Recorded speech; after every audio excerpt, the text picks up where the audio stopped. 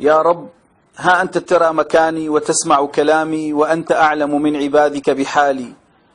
رب شكواي لك لا لأحد من خلقك، فاقبلني في رحابك في هذه الساعة المباركة.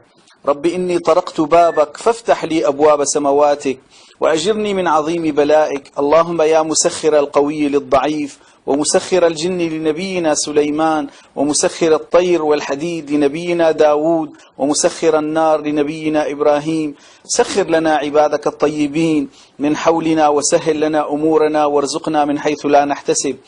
رب بحولك وقوتك وعزتك وقدرتك أنت القادر على ذلك وحدك لا شريك لك.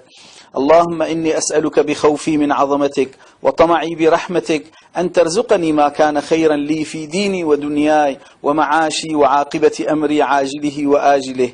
اللهم إني أشكو لك قلة حيلتي وهوان أمري وضعف قوتي. اللهم إني أسألك أن تصرف عني شتات العقل والأمر والتفكير. رب آثرني ولا تؤثر علي، رب انصرني ولا تنصر علي. إلهي ارحم ضعفي وفرج همي واجبر كسري وآمن خوفي، وأمطرني برزق من عندك لا حد له، وفرج من عندك لا مد له، وخير من عندك لا عدد له. اللهم إن كان رزقي في السماء فأنزله، وإن كان في الأرض فأخرجه، وإن كان بعيدا فقربه، وإن كان قريبا فيسره، وإن كان قليلا فكثره، وإن كان كثيرا فبارك لي فيه. اللهم ولمرسلها مثل ذلك.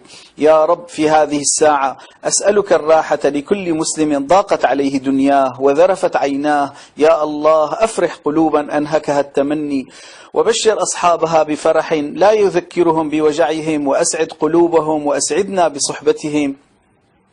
اللهم اغفر لوالدي وأدخلهما جنتك يا أرحم الراحمين.